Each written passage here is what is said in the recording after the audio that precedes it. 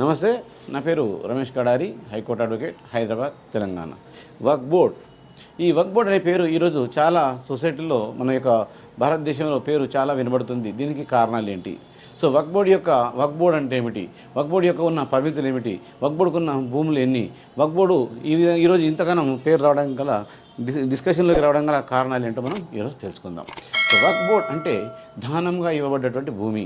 అంటే ఎవరైతే ముస్లింలు, అంటే ముస్లిం యొక్క రాజులు కానీ, సుల్తాన్లు కానీ, షేకులు, ప్రభువులు భారతదేశంలో సో వాళ్ళు పరిపాలించినప్పుడు, లేదా వాళ్ళకు ఉన్నటువంటి భూములు, అధికంగా ఉన్నటువంటి భూములు దానంగా ఇవ్వబడే భూముల కోసం ఒక ప్రత్యేకంగా బోర్డు ఏర్పాటు చేశారు. దాన్ని వక్ఫ్ బోర్డు అంటాం.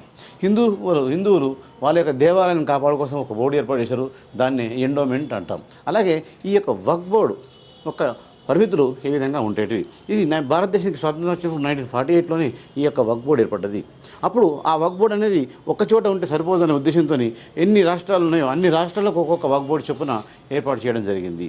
వక్ఫ్ బోర్డ్స్ అన్నీ కూడా 1995 వరకు పివి నరసింహారావు పరిపాలించే వరకు కూడా వక్ఫ్ బోర్డు యొక్క ఒక లిమిట్తోని రెవెన్యూ చట్టం కింద రెవెన్యూ అధికారాలు కలెక్టర్ కింద మాత్రమే వారి యొక్క హక్కులు వారి యొక్క చట్టాలన్నిటి కూడా ఉండేటివి. కానీ 1995 చట్టాలు సవరించిన తర్వాత వక్ఫ్ బోర్డుకు విపరీతమైన అధికారాలు ఏర్పడ్డాయి. ఒకసారి వక్ఫ్ అంటే ఎప్పటికీ వక్ఫ్, ఒకసారి వక్ఫ్ బోర్డు అంటే ఎప్పటికీ వక్ఫ్ బోర్డు. ఈ అనే నినాదము 1995 నుంచి ఏర్పడ్డది. అలాగే 2012లో మళ్ళీ కాంగ్రెస్ ప్రభుత్వంలో ఏర్పడినటువంటి చట్టాలు కూడా ఈ యొక్క వక్ఫ్ బోర్డుకు పరిమితమైనటువంటి అధికారాలు ఇవ్వడం జరిగింది. ఒక్కసారి వక్ఫ్ అంటే ఎల్లప్పుడూ వక్ఫ్, ఒక్కసారి వక్ఫ్ అంటే ఎల్లప్పుడు వక్ఫ్ అంటే ఏంటి? అసలు ఒక్కసారి వక్ఫ్ అంటే ఎల్లప్పుడు వక్ఫ్ అంటే ఏంటి అనేది ఇప్పుడు మనం డిస్కస్ చేసుకుందాము. ఎప్పుడైనా ఒక భూమి సో యొక్క ముస్లిం వారు దానం ఇచ్చిన భూములనే మనం వక్ఫ్ బోర్డు అనుకున్నాము. సో ఈ విధంగా అప్పటివరకు ఏ ప్రాబ్లం లేవు. కానీ ఇప్పుడు ఏదన్నా ఒక భూమిలో ఈ భూమి మీది వక్ఫ్ బోర్డుది అని ఎవరైనా ఒక మీ ఇల్లుని చూపించి, సొంత మీ ఇల్లుని చూపించి ఇది వక్ఫ్ బోర్డు అంటే అది ఎల్లప్పుడూ వక్ఫ్ బోర్డే. దాన్ని ఎవరు కూడా ప్రశ్నించడానికి వీల్లేదు. దానికి ప్రత్యేకమైన కోర్టులు, అంటే వక్ఫ్ బోర్డుకు సంబంధించిన కోర్టులు మాత్రమే ఉన్నాయి. అంటే అది హైకోర్టు కానీ మన యొక్క లోకల్ కోర్టులకు కానీ ఏ కోర్టుకు కూడా వక్ఫ్ బోర్డు మీద నిర్ణయం తీసుకునే అధికారాలు లేవు. సో ట్రిబ్యునల్స్ ఏర్పాటు చేశారు. ఆ ట్రిబ్యునల్స్లలో మొత్తం వక్ఫ్ బోర్డుకు సంబంధించిన వాళ్ళు మాత్రం ఉంటారు, ఎవరు కూడా అదర్స్ ఉండరు. అంటే అదర్స్ లేకున్నప్పుడు వారికి జడ్జి వాళ్ళే, లాయర్ వాళ్ళే, వాళ్ళ యొక్క కమ్యూనిటీ వాళ్ళే, మొత్తం డిసిజన్ కూడా వాళ్ళే. అట్లాంటప్పుడు ఒక సాధారణమైన వ్యక్తి వక్ఫ్ బోర్డు మీద ఏ విధంగా ఫైటింగ్ చేయగలుగుతాడు? ఈరోజు మనము వక్ఫ్ బోర్డు యొక్క భూములను ప్రశ్నించినట్లయితే 12,000 కోట్ల ఎకరాల భూమి భారతదేశంలో ఈ యొక్క వక్ఫ్ బోర్డుకు చెందినది. భారతదేశంలో 3 అంటే ఎగ్జాంపుల్ మీరు సో ఈ యొక్క ఫస్ట్ రైల్వే డివిజన్ తీసుకున్నట్లయితే, అలాగే తర్వాత ఈ యొక్క ఆర్మీకి సంబంధించిన భూమి, తర్వాత వక్ఫ్ బోర్డు భూమి హైయెస్ట్ స్థానంలో ఉన్నది, 3వ స్థానంలో ఉన్నది. అంటే భారతదేశంలో హైయెస్ట్ ల్యాండ్ ఎవరికి ఉంది అంటే వక్ఫ్ బోర్డుకు ఉంది. ప్రైవేట్ సంస్థకు ఉన్నది అంటే ఒక వక్ఫ్ బోర్డుకి ఉంది. ఇంత ల్యాండ్ ఉండడానికి కారణం ఏంటి? ఇంతకుముందు అంటే దానంగా ఇచ్చేటువంటి భూములు మాత్రమే వక్ఫ్ బోర్డుకు చెందింది. కానీ ఇప్పుడు మాత్రం ఏం చేస్తున్నదంటే గవర్నమెంట్ ఈ వక్ఫ్ బోర్డు భూమి అంటే ఇది వక్ఫ్ బోర్డు అనేసి, ఎందుకంటే ఢిల్లీలో 60 to 75% భూమి వక్ఫ్ బోర్డుకు సంబంధించింది అయిపోయింది. హైదరాబాద్లో 60% భూమి వక్ఫ్ బోర్డుకు సంబంధించినది. అంటే ఏ చూసినా ఇది వక్ఫ్ బోర్డు అంటే వక్ఫ్ బోర్డే, ఒకసారి వక్ఫ్ అంటే ఎల్లప్పుడు వక్ఫ్ అనే నిదానం రావడం వల్ల ఇప్పుడు భారతదేశంలో ఈ యొక్క భూమికి చాలా సో సేఫ్టీ లేకుండా పోయింది.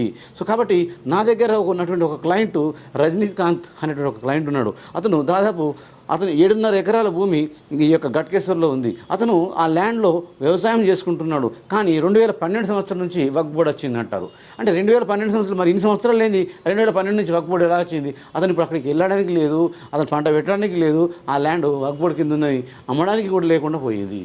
అంతేకాదు మనం తీసుకున్నట్లయితే ఇప్పుడు హవేలీ డిస్టిక్లో, తమిళనాడులోని హవేలీ డిస్టిక్లో కావేరీ అనే విలేజ్లో 6 గ్రామాలు మొత్తం వక్ఫ్కు సంబంధించినవి. అక్కడ కొన్ని వందల సంవత్సరాల నుంచి సాధారణమైన పబ్లిక్ నివసిస్తున్నారు, వాళ్ళు వ్యవసాయం చేసుకుంటున్నారు, పంటలు పండించుకుంటున్నారు, వాళ్ళు ఇండ్లు ఉంటున్నారు. సో అప్పుడు కూడా ఆ భూమి కూడా వక్ఫ్కు సంబంధించింది అంటున్నారు.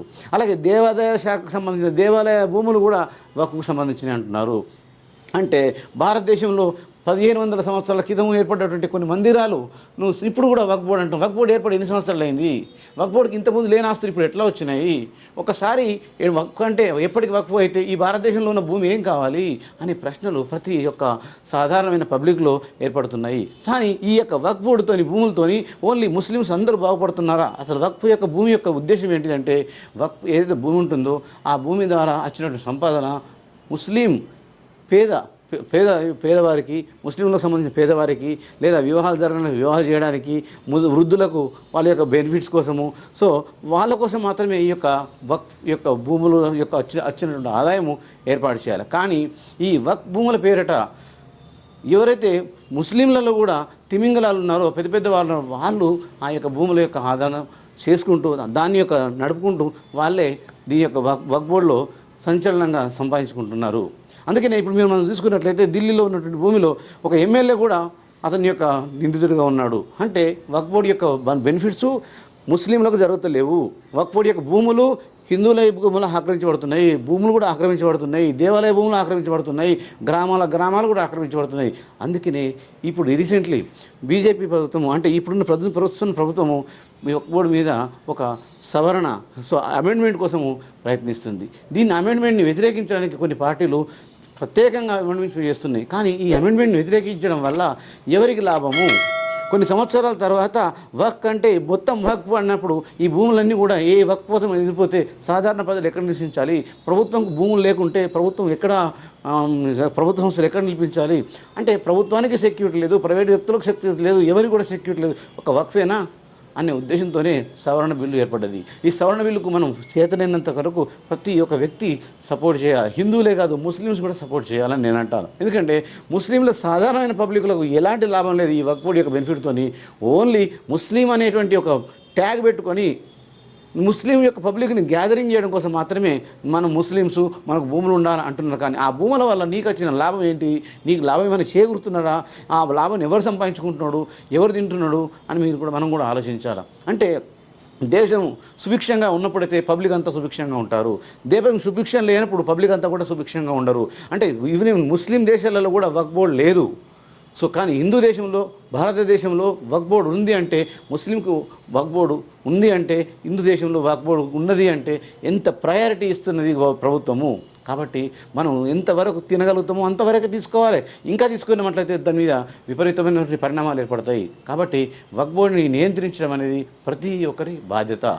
సో ఈ యొక్క వక్ఫ్ బోర్డుని నివారించడం కోసము మనము సవరణ చేయడం కోసం ఏం చేస్తున్నాము? రెవెన్యూ చట్టాలకు అధికారం ఇస్తున్నాము, కలెక్టర్కు అధికారాలు ఇస్తున్నాము. వక్ఫ్ బోర్డు అంటే వక్ఫ్ బోర్డు అంటే ఏం కాదు, కలెక్టర్ను కూడా పబ్లిక్ చేయాలి, ఎంఆర్ఓను కూడా చేయాలి, ముస్లిం మహిళలను కూడా పార్టిసిపేషన్ చేయాలి. ఈ విధంగా చేయడం వల్ల వక్ఫ్ బోర్డు సుభిక్షంగా ఉండడంతో పాటు దేశం కూడా సుభిక్షంగా ఉంటుందని మనం ఈరోజు ఈ వక్ఫ్ బోర్డు కోసం చెప్తున్నామంటే ఈ వీడియో పబ్లిక్ కోసము, దేశ శ్రేయస్సు కోసం మాత్రమే చెప్పుకుంటున్నాము. సో కాబట్టి మన దేశాన్ని సంరక్షించుకోవడము, మన దేశాన్ని కాపాడుకోవడము, మన దేశంలో ప్రజలందరినీ కాపాడుకోవడం మన అందరి బాధ్యత. అందరం కాపాడుకుందాం. దేశం కోసం మనం కొంతైనా ప్రయత్నం చేద్దాం. Thank you.